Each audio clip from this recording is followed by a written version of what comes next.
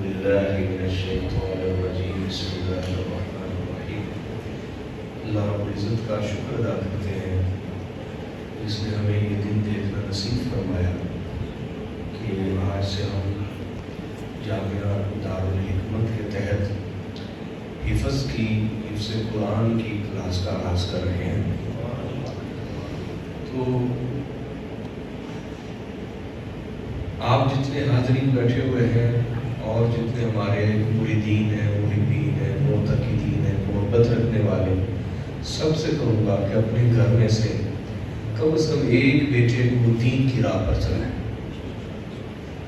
کم از کم ایک بیٹے کو اللہ کے راستے پر ضرور لگائیں، اسے حافظ بھی بنائیں، عالم بنائیں۔ اور حافظ بنانے کے لیے تو بہت سارے ادارے کام کر رہے ہیں۔ اصل میں جو ہم نے نظام شروع کیا ہے، ہماری جو پوری کوشش ہے وہ یہ ہے کہ ہمارا ادارہ ایک ایسا ادارہ ہو جہاں سے پڑھنے کے بعد بھی بچے دین کی راہ پہ رہیں، کیونکہ 100 میں سے 95% جو حافظ ہوتے ہیں وہ حفظ کرنے کے بعد اس راہ سے ہٹ جاتے ہیں اور اپنا حفظ بھی بھول جاتے ہیں۔ مرد بھی اور خواتین میں بھی اسی طرح ہے، اپنا حفظ بھول جاتے ہیں۔ اصل جو مقصد ہے وہ یہ ہے کہ بچوں کو حفظ کرنے کے بعد بھی ایسا شوق ان کے اندر پیدا کر دیا جائے کہ وہ شوق سے اسی راہ پر ہی زندگی گزارے۔ میری بات سمجھ رہے ہیں؟ پہلی بات۔ اور دوسری بات یہ ہے کہ ہمارے یہاں جو ایک روایتی نظام ہے اس میں بچوں کے صرف دینی تعلیم کا اہتمام ہوتا ہے، دنیاوی تعلیم کا اہتمام نہیں ہوتا۔ یہ بھی ہم انشاءاللہ پوری توجہ سے دنیاوی تعلیم بھی پڑھائیں گے تاکہ بچے دنیاوی طور پہ بھی پڑھے لکھے ہوں اور زندگی میں کبھی کسی کے محتاج نہ ہوں۔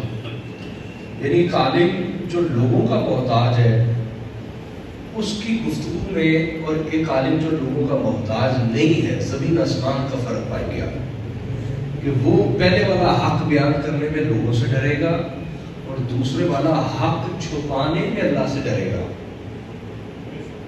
سمجھ آ رہی ہے نہیں آ رہی؟ پہلے والا حق پہنچانے میں لوگوں سے ڈرے گا اور دوسرے والا حق چھپانے میں اللہ سے ڈرے گا اور حق نہیں چھپائے گا، کیونکہ وہ کسی کا محتاج نہیں، اللہ نے اسے غنی کیا ہوا۔ تو یہ بھی ہماری کوشش ہے۔ تیسری جو کوشش یہاں ہے کہ بچوں کے اندر ادب دین کا پیدا کر دیا جائے۔ میں نے خود زندگی میں دیکھا ہے جو بچے مدارس کے ہوتے ہیں، جامعات کے، تو ان میں دین کا ادب ختم ہو جاتا ہے، قرآن پاک کا ادب ختم ہو جاتا ہے، یعنی لوگوں میں ادب ہوتا ہے، ان میں نہیں ہوتا۔ تو ہماری جو بنیادی کوشش ہوگی کہ بچوں کے اندر ادب کو پیدا کیا جائے جو زندگی بھر برقرار رہے، ٹھیک ہے؟ اور اس کے لیے ہمارا اہتمام انشاءاللہ آپ دیکھیے گا یہ بھی ہوگا کہ جب بھی کلاس شروع ہو تو تمام بچوں کو خوشبو لگائی جائے، عطر لگایا جائے، تاکہ وہ ذہنی طور پہ تیار ہو کہ ہم ایک معزز، انتہائی معزز کتاب کو پڑھنے جا رہے ہیں۔ اور یہ ادارہ کرے گا انشاءاللہ، بچوں کو خریدنے کی ضرورت نہیں، ادارہ سب کو خوشبو لگائے گا انشاءاللہ۔ جو ان کے بینچ ہوں گے اس کے اوپر جو کپڑا یا قلم بچھا ہوگا اس کو خوشبو لگائی جائے گی، اور جو مصحف شریف قرآن پاک ان کو دیا جائے گا وہ خوشبو لگا ہوا، اور روزانہ کی بنیاد پر کتابت قرآنی کرائی جائے گی۔ یعنی مثلا ایک بچے نے ایک رکوع یاد کیا تو ایک رکوع اس کی کاپی کے اوپر 4 سے 5 دفعہ اس سے لکھوایا جائے گا، تاکہ جتنا وہ لکھے گا وہ اس کے ذہن میں نقش ہوتا ہے۔ 4 سے 5 دفعہ ایک رکوع کو لکھے گا تو وہ نقش ہو جائے گا، ایک لفظ اس کے ذہن کے اندر۔ اور جو لکھنے کے لیے ہم بچوں کو روزانہ سیاہی دیں گے، ہمارے پاس انشاءاللہ وہ سیاہی موجود ہوگی، ہم اس سیاہی میں روزانہ عطر ملایا کریں گے۔ تو یہ اہتمام بچوں میں پیدا کریں گے کہ وہ ایک انتہائی معزز کتاب پڑھنے جا رہے ہیں، انتہائی اعلیٰ اور معزز کتاب پڑھنے جا رہے ہیں۔ تو روزانہ کتاب بنیاد پر یہ کتابت قرآنی بھی کروائی جائے گی، اور اس اہتمام کے ساتھ انشاءاللہ سیاست، تربیت، دین کے ضروری مسائل وہ بھی بچوں کو سکھائے جائیں گے۔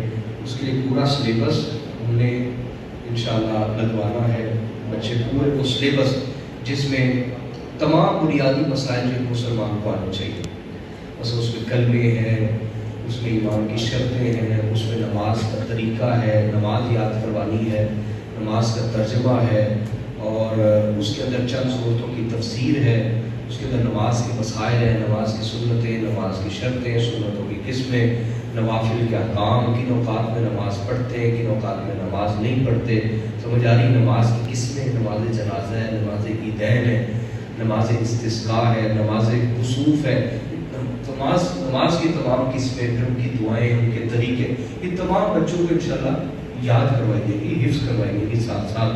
اور پھر اسی طرح آداب اسلامی ہے، جو اسلامی آداب ہیں، علم کے آداب ہیں، کتابوں کے آداب ہیں، قرآن کے آداب ہیں، ماں باپ کے آداب ہیں، اساتذہ کے آداب ہیں، کھانے پینے کے آداب ہیں، لباس کے آداب ہیں، جوتا پہننے کے آداب ہیں، سونے کے آداب ہیں، اٹھنے کے آداب ہیں، کھانا کھانے کے آداب ہیں. یہ ساری چیزیں انشاءاللہ ایک پورا سلیبس ہے جو بچوں کو حفظ کے ساتھ ساتھ پورا یاد کروا دیا جائے گا انشاءاللہ تعالیٰ. تو میں آپ لوگوں سے یہ کہوں گا، ترغیب دوں گا، کم از کم گھر میں سے ایک بچہ اللہ کے لیے پیش کرے. حضور علیہ الصلوۃ والسلام نے ارشاد فرمایا کہ جس نے قرآن پاک کو حفظ کیا اور اس کے حلال کو حلال جانا اور حرام کو حرام جانا، تو اللہ پاک قیامت والے دن اس بچے کے والدین کو ایسا تاج پہنائے گا جس کی روشنی سورج کی روشنی سے بھی زیادہ ہوگی. والدین کو، اور اس کو اللہ فرمائے گا کہ تو جنت میں داخل ہو اور قرآن پاک ٹھہر ٹھہر کر پڑھنا شروع ہو جا، جس طرح دنیا میں تو ٹھہر ٹھہر کر پڑھتا تھا، اور درجے چڑھتا جا. درجے سیدھا نہیں، راستہ نہیں، سیدھا چلتا جا، وہ تو جنت بہت بڑی ختم ہی نہیں ہوگی. اللہ فرمائے گا درجے چڑھتا جا اور آیتیں پڑھتا جا، جہاں تو آخری آیت ختم کرے گا وہی جنت تیرا مقام ہوگی. تو اتنے اعلیٰ درجے کی جو جنت ہوگی اللہ وہ اسے عطا فرمائے گا. لیکن شرط یہ کہ بچے اس راستے پر لگے بھی رہیں.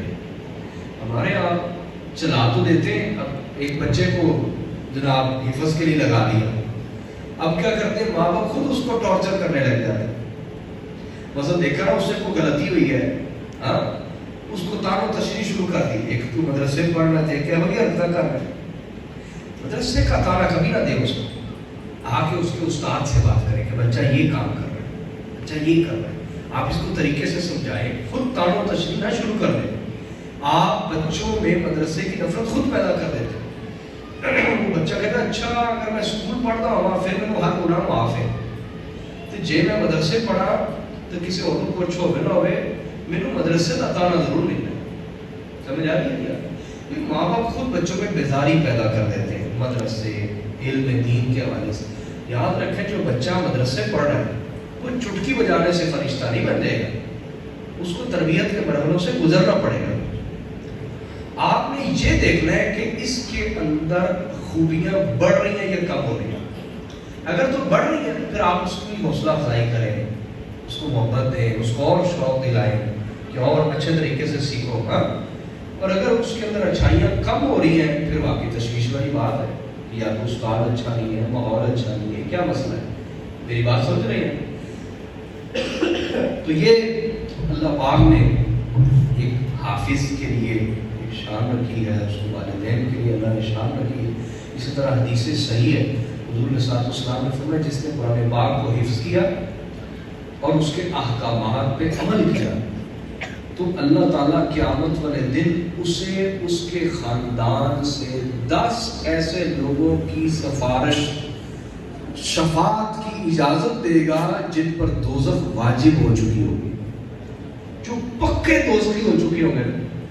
اللہ ایسے پکے دوزخیوں کے لیے 10 بندوں کی شفاعت کی اجازت دے گا. وہ جس کو چاہے گا، جس پر دوزخ واجب ہو چکی ہے، اللہ اس کو بھی جنت دے دے گا. تو اتنی فضیلت ہے، ہمیں اس کا اہتمام کرنا چاہیے. بالخصوص علم کے ساتھ ساتھ تربیت کا بھی اہتمام کرنا چاہیے. ٹھیک ہے، تو آپ کوشش فرمائیں کہ زیادہ سے زیادہ داخلے ہوں آپ کے گھر میں سے، آپ کے رشتہ داروں میں سے، دوستوں میں سے، محلے میں سے، جو لوگ اپنے بچوں کی طرف لگانا چاہتے ہیں. نہیں بھی ذہن تو آپ ذہن بنائیں، لوگوں کا ذہن نہیں تو آپ ذہن بنائیں نا. ٹھیک، آپ ذہن بنائیں تاکہ زیادہ سے زیادہ داخلے بھی ہوں، ایک کلاس اور ایک ماحول پیدا ہو جائے. تو انشاءاللہ اللہ تعالیٰ آپ کے لیے بھی یہ عمل صدقہ جاریہ بنائے گا انشاءاللہ. ٹھیک ہے جی، اللہ تعالیٰ رحمت فرمائے.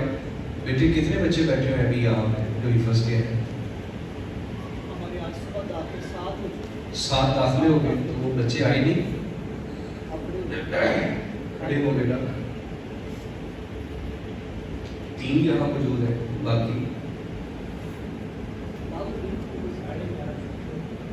ہاں جی نہیں، میں نے اپنے عمر قادری کو کہا تھا کہ آج افتتاحی تقریب ہے، بچے سارے حاضر ہو گئے۔ اچھا چلیں، میں آپ کو بسم اللہ کرواتا ہوں، ٹھیک ہے تینوں کو، اور جو بچے داخلہ لینا چاہتے ہیں وہ بھی کھڑے ہوئے ہیں، جنہوں نے داخلہ نہیں لیا اور لینا چاہتے ہیں، میں ان کو بسم اللہ کرواتا ہوں۔ جی 4 ہو گئے، اور اپنے شہزاد صاحب کے بیٹے کدھر ہیں؟ وہ بھی ساتھ کھڑا کرو نا اس کو بھی۔ ہاں بھی قاسم ہے، عاصم ہے، یہ چھوٹا ہے بڑا ہے؟ یہ بڑا ہے، ٹھیک ہے، آپ بھی کھڑے ہیں، اور ٹھیک ہو گئے کتنے؟ چل 9 ہو گئے ٹوٹل، لیکن ان کو میں بسم اللہ کرتا ہوں۔ چلے بیٹا پڑھے، اعوذ باللہ من الشیطان الرجیم، بسم اللہ الرحمن الرحیم، اللہم صل علی محمد وآلہ وسلم، اللہم صل علی محمد وآلہ وسلم، إنا فتحنا لك فتحا مبينا،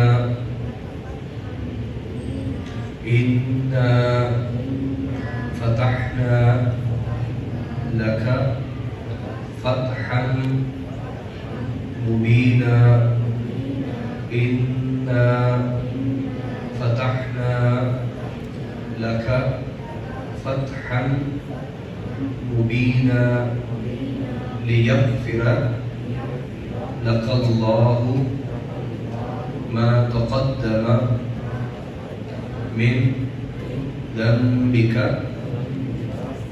وما تأخر، ويتم نعمته عليك ويهديك صراطا مستقيما، وينصرك الله نصرا عزيزا۔ ماشاء اللہ، یہ سورہ فتح کی پہلی 3 آیتیں میں نے پڑھائی ہیں۔ کون سی سورت ہے؟ سورہ فتح، ٹھیک ہے؟ تو یہ میرا بیٹا کوشش کریں کہ سورہ فتح تھوڑی تھوڑی، چاہے 2 آیتیں روزانہ نا فاروق، سورہ فتح کی چاہے 2 آیتیں اضافی طور پر یاد کرواتے رہیں، جتنی ہو سکے سورہ فتح پڑھائیں، یا اسمبلی میں کوشش کر لیا کریں، ایک بچے کی ڈیوٹی لگا دی، آج 1 رکوع، پھر اگلے دن 1 رکوع، پھر اگلے دن 1 رکوع، سورہ فتح کوشش کریں روزانہ تلاوت کریں، ٹھیک ہے؟ تو اللہ تعالیٰ آپ کے سینے کھول دے۔ تو آپ حفظ کیوں کر رہے ہیں میرا بیٹا؟ اللہ کے، ماشاء اللہ ماشاء اللہ، آپ حفظ کیوں کر رہے ہیں؟ اللہ کے، ماشاء اللہ۔ آپ کیوں کرنا چاہتے ہیں حفظ؟ اللہ تعالیٰ کے لیے، ماشاء اللہ۔ اللہ کو قبول فرمائے میرا بیٹا، جسے وہ قبول نہ کرے وہ یہاں سے آگے بھی چلا جاتا ہے، اور جسے وہ قبول کر لے وہ گھروں سے اٹھا کے بھی لے آتا ہے۔ اصل بات اس کی قبولیت کی ہے، جس کو وہ قبول کر لے۔ تو اللہ آپ بچوں کو قبول فرمائے، یہ میرا پیغام سب جگہ پہنچائیں، ٹھیک ہے جی؟ اللہ تعالیٰ مدد فرمائے۔ آپ کم از کم 40 کا ٹارگٹ رکھیں، یہ مہینہ شروع ہو رہا ہے، اس مہینے کے اینڈ تک 40 کی تعداد ہو جائے، 40 ایک اچھی تعداد ہے حفظ کی، تو سب دوست اس میں محنت کریں گے تو نظام چلے گا۔ نیچے بیٹھ کے بیٹا۔